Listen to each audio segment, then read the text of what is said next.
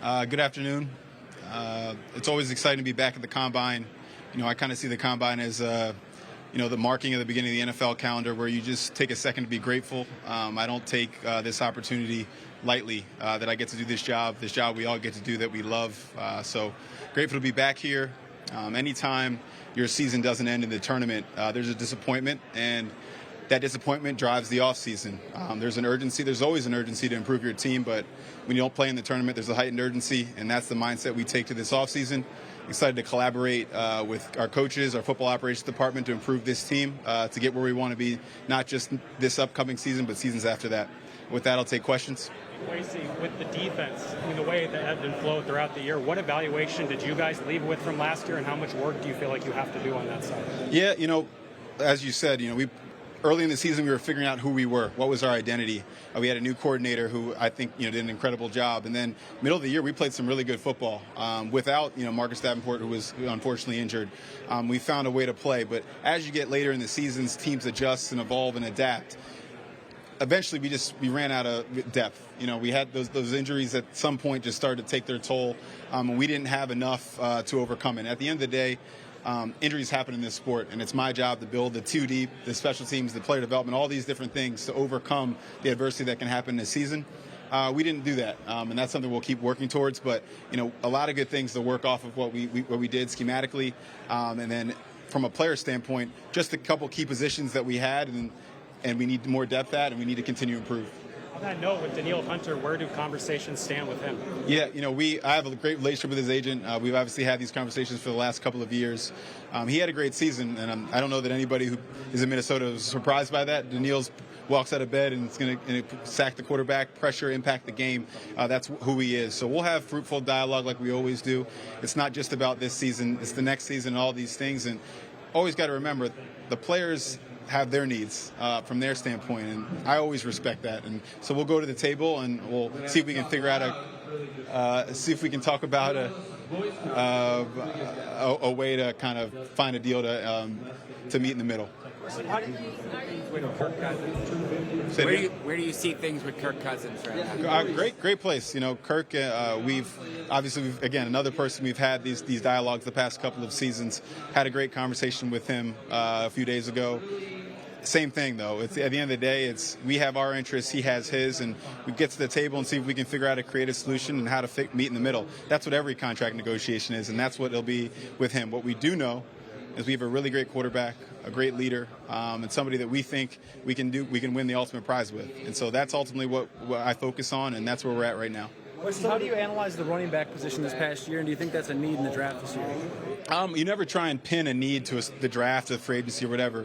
I think you always want to look at the ability to improve your team, draft, free agency, trades, all the different avenues, and figure out the most impactful way to impact your team at the best cost, I guess, in a sense. So, look, I think Ty Chandler had a great season in the second half there, and Alex Massey did some great things for us. And so we'll evaluate that position like we do all positions and see what our best options are going forward. Which importance do you put on learning what other teams are looking for, and how do you kind of synthesize what's fiction out there that's being reported and what's real? In terms of what other teams are looking for, can you be specific? Like just this team need to get ahead of this team, or this team might jump in front of us, or they might be interested in this guy. Yeah, I personally, I don't know that that's how you're supposed to do it. Now, there is some element of some probability of one player is going to go in a certain place, but at the end of the day, I think your job is to figure out how to find the right place to pick a player, and that comes in a lot of different ways. You got to evaluate the player, look at some historical basis for what that draft pick value had, and figure out if this is a good decision to make. When you get a little caught up in what other teams are doing, I don't know that that's the best thing to do. Now, in that exact moment, if you're picking 11th and maybe that player might not be there at 11, yeah, those are the conversations you can have. But at this point in the calendar, we're just focused on getting the evaluation, the risk profile correct, at least correct for our building, and then go from there. Some of the qualities you're looking for in your future quarterback? Similar. I think the qualities that make all great quarterbacks. I think you have to be two players. You have to be able to operate on schedule. When Kevin calls a great play, gets the right look versus the defense, we got to operate at a high level, make the right decision, make an accurate throw. And then there's that second play when sometimes, and I don't think it's very often, I think Kevin's one of the best there is, but when the play doesn't work exactly go as planned, maybe a teammate struggles, and how do you overcome context? That's something we're going to look for. And then obviously from a leadership standpoint, that position sets the tone. You talk about somebody like Kirk, who sets an example for how he works, his process. He's got a phrase, it's not a hobby. And he lives every day that way. And so you need somebody at that position who embodies that for your team. How heavily might you weigh the option to move up the board if there's a player you really have pegged and want? And again, we look at every option. We evaluate everything, players, free agents, trades. I hate to give you a vague answer, but you assess everything that there is, and ultimately you come up with the best option that is affordable to you. I think people assume that trades are these things that just happen because one side wants them or another side wants them. It's not how it works. You always got to find mutual parties and counterparties and things like that. But ultimately, we just got to evaluate every decision and go from there. Kwesi, what do you see happening with the running back market this year? Can you say that one more time? Sorry. What do you see happening with the running back market this year, given what happened last year and the available backs? Yeah, obviously there's a lot of good backs that'll be on the market, and I don't know that a few years ago I would have thought that the position took the kind of maybe the didn't rise as much as other positions in the market, I'll say, and that's always a complex conversation. Just because they're a lower value position right now doesn't mean they don't provide a great impact to a team. And so all it does is take one team, one deal to reset a market and change things. And I'm not going to say that's not going to be this year, but there's a lot of exciting options on the market, and we'll take a look at them like we take a look at every position. What is your confidence in terms of getting an extension done with Justin? I'm sorry, Mike McDaniel's speaking louder than he's ever talked in the draft room I was in, so I can't hear. What is your confidence at this point, just in terms of where things stand with Justin and long-term deal? Yeah, we had a lot of great dialogue last offseason. I think people forget deals rarely happen after 3 years, and there's a reason. 2 years left. There's uncertainty that somebody's got to hold. Either the club's got to hold it or the player's got to hold it. There's new money, old money. How do you look at contracts? Those are very hard conversations to have. And so a lot of them don't get done. We got unbelievably close. We've said it and we'll continue to say it. We think he's the best wide receiver in the league and should be compensated as such. We think he's one of the best non-quarterbacks in the league. I think he should be compensated as such. And so we'll continue to have those dialogues and those conversations.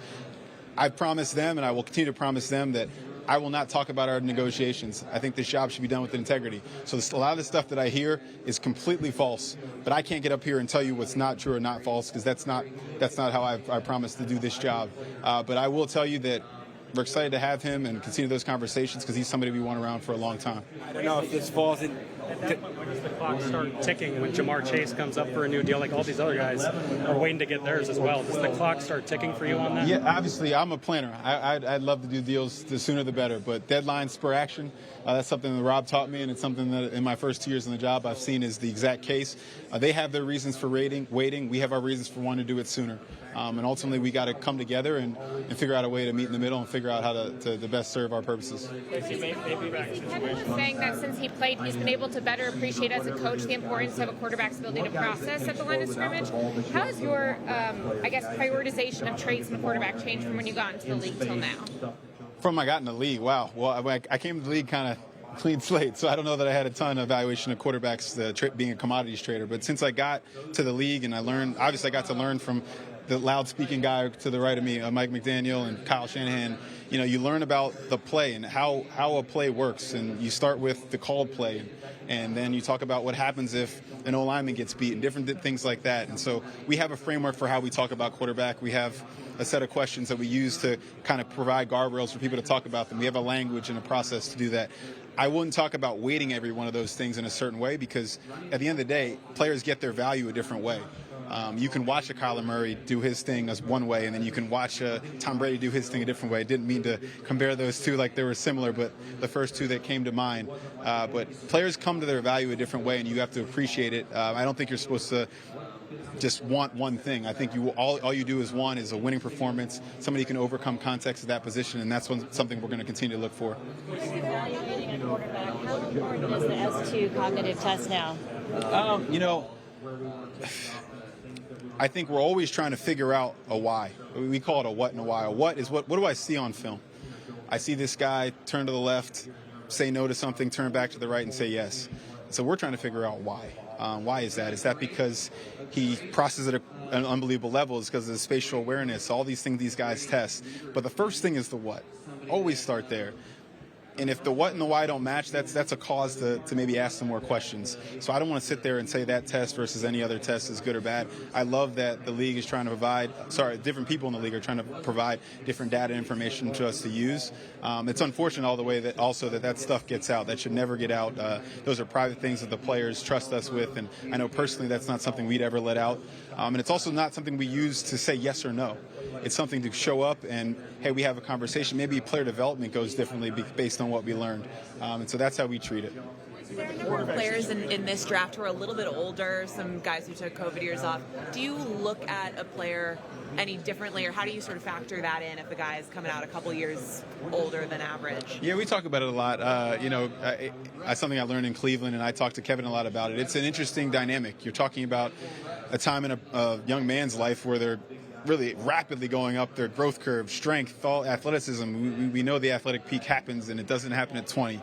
And so those are things that we talk about, but also because everybody got to stay, college football at large is older. So you have to think about that dynamic. I don't know if there's one answer because you can't go back and study it historically because this is new. So we're just trying to navigate that, and every player, we see their age and maybe what they face, and we try and make a decision based on all those factors combined. Any different doing that with quarterbacks? It's interesting. Quarterbacks is one position where I feel like it might be a little different because we don't have a minor league in our sport. You can almost treat those extra years as maybe a couple minor league years, depending on where they're playing, system, how relatable that is to our game. So it's exciting to talk about. There's uncertainty. There's ups, downs, lefts, rights. That's why this makes this hard and fun. What's your sense with Justin of how important it is for him to know, whether it's Kirk or somebody else, who the quarterback is going to be before he gets a deal done? We've had conversations with him. I know Kevin's actually had a lot of good conversation with him about that. I think any great player, especially wide receiver, should want to have a great quarterback, accurate, who's going to throw in the football when he's open, and he gets open better than anybody in the league. So that is something that's important. But I think, when I first met Justin, my first day in the league, in Minnesota, he said, Kwesi, I just want to put wins on the board.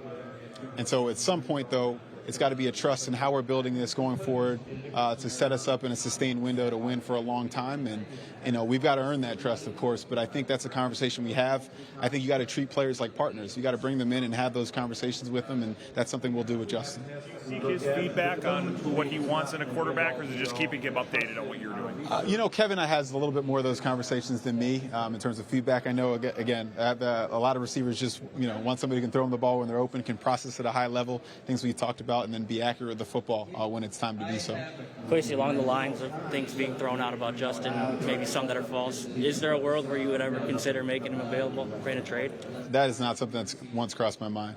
You got a blue player, blue person, you try and keep as many of those as you can.